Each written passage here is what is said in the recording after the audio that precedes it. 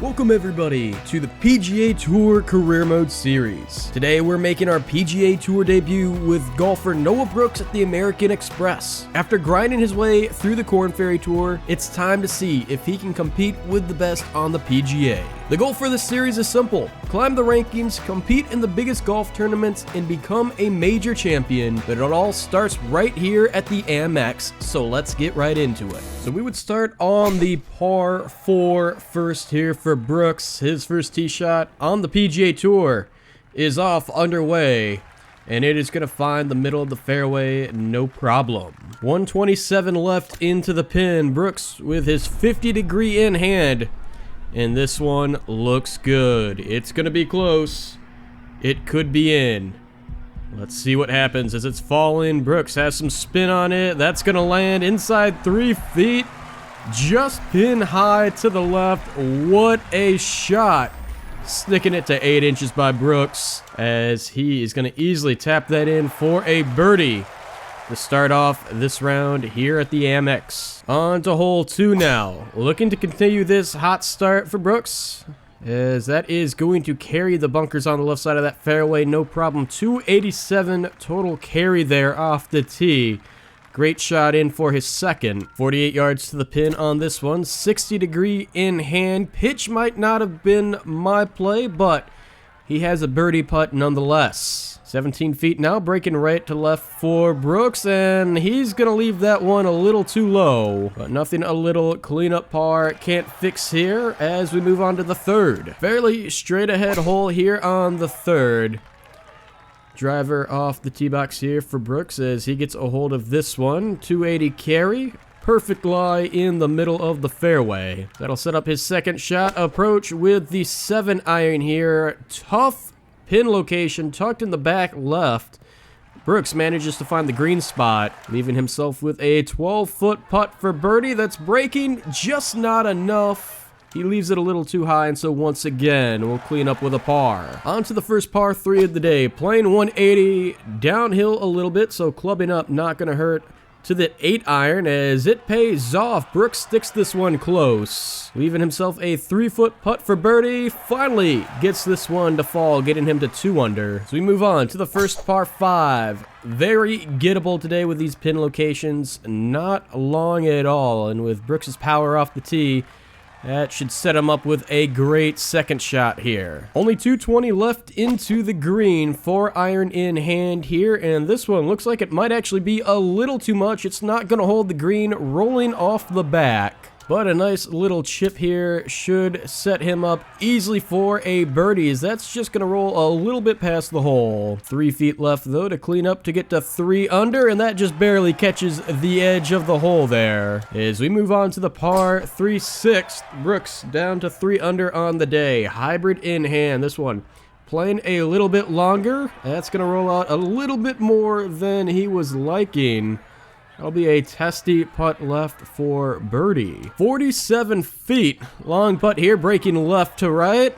Leaving that one a little too low. Rolls just past pin high for Brooks. Still a chance for par, but outside of that 3-foot range, so still a little bit of work to do. He cleans it up, no problem, as we move to the 7th. Brooks could be in some great position to find himself at the top of the leaderboard if he can get away with a par on this one. Having to club down to a 3-wood off the tee instead of a driver, and that seems to be the smart move as he lands just short of the bunkers there with a 3-wood. Sticks this one with his 50-degree, giving himself a short 3-foot tap in for birdie as he gets that one to fall. Moving on to the par 5 8th. Another very gettable par 5 here from the tee to the green.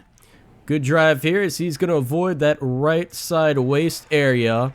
Not his longest, but still workable from the fairway. 266 to the green on this second one. 3-wood in hand for Brooks. He gets a hold of this one. Will he carry the bunker? Yes, he does. He's on the green. Is it going to stick, though, is the question, as that's just going to roll off the back. Once again, on a par 5, Brooks going over the green, chipping here for eagle. Still some work to do for birdie on that one. 6 feet to the hole. It's breaking and just barely catches the edge and falls in. So Brooks, having played the par 5s excellent so far today, a chance to round out a fantastic front 9 here in his first ever tournament on the PGA Tour. 157 in. Wind to his face as this one looks like it doesn't have enough club. It's going to come up. Brooks finding the bunker for the first time today. One of the more difficult shots in golf. Finesse here, short-sided pin out of a steep bunker. He manages to get that to 6 feet. This is for par, and it just breaks a little too much. And so, no clean scorecard through the front nine. Very close, though, as Brooks is 4 under, headed to the back. Starting on the par 4 10th for Brooks on the tee box, taking driver.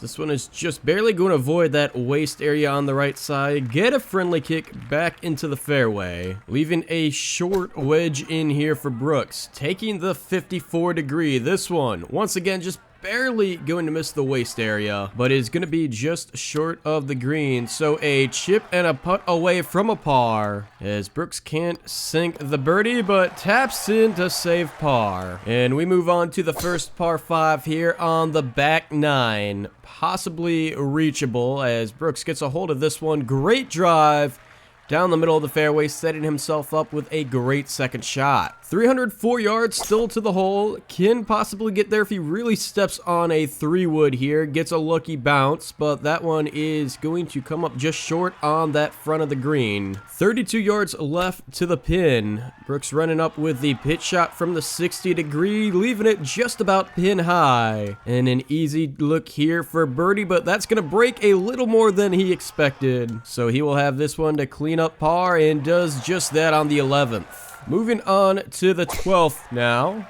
Brooks trying to get something going on the back nine after starting with 2 pars. Going to leave himself a very short approach shot in here on the 12th. He does have the huge bunker right next to the green he has to get over. Tricky pin placement tucked to the left. Maybe pitch wasn't the greatest idea there, as that's still going to leave him with a 9-foot putt for birdie. A little too much on that one, now leaving him 2 feet back to clean up for par. And he will do just that as we move on to the first par 3 on the back nine. A tough pin location tucked back left. Brooks going to roll off the back of the green here. Not a lot of room to work with. Really tough shot out of this lie. That's going to roll past the pin. Not much, though. 6 feet to clean up here for par. Can he save it? Yes, he does. This par streak stays alive. Moving on to the par 4 14th now. Some bunkers to carry. He does it no problem, leaving himself exactly where you want to be on this hole with your drive. A short wedge in, pin playing to the back of the green. It's a green light for Brooks to attack it. He's going to come up just a little short. Too much spin on that one. So an 18-foot putt here for birdie. It's tracking, but breaks at the last second. So once again, no birdie here for Brooks. He's going to clean that one up for par. And we move on to the 15th. He had a fantastic front nine. By no means a bad back nine so far, but just hasn't been able to get any of his birdie putts to drop so far. 160 yards into the hole here.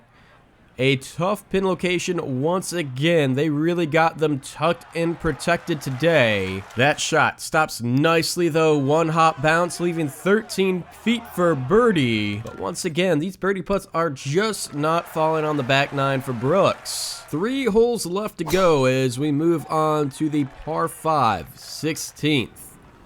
Getting a great shot off the tee box here can set you up easily on the green in 2. As Brooks only has 272 yards in on his second shot. Definitely has the green light to go for the green. He's going to land on it, and this actually is a great shot, stopping just about pin high, trailing off to the left a little bit though. And now 27 feet for eagle. Can Brooks finally get something to fall? He's just barely gonna miss that, leaving him a 1.5 foot though for birdie, his first of the back nine.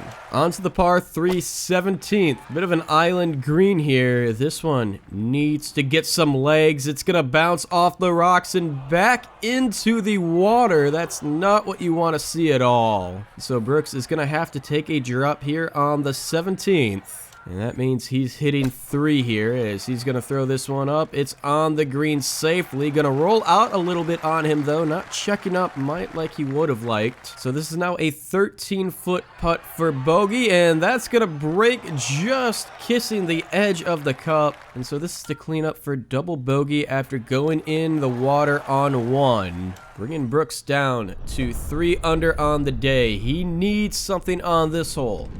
2 shots back of the lead now.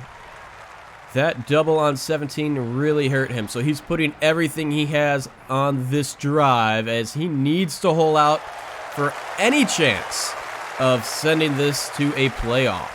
105 yards, 54-degree wedge in hand. This has to fall for Brooks. It's close. It's not going to, but that's a great shot nonetheless. As he has a chance to finish his round with a birdie, and finally, he's going to get one of those putts to fall to finish 4 under on the day. But unfortunately, it would not be enough as Bryce Garnett is going to take the victory here at the American Express with a 7 under 65, and Brooks will finish top 10 at number 8. So obviously, with this being the first event of the season, that puts us at number 8 in the FedEx Cup rankings and moves us up to number 141 in the world, but very unlikely that we are going to catch Scottie Scheffler up at the top of that board anytime soon. So that is going to wrap up this first episode. Next episode will be Brooks' second PGA tournament as we head to Torrey Pines to take on the Farmers Insurance Open.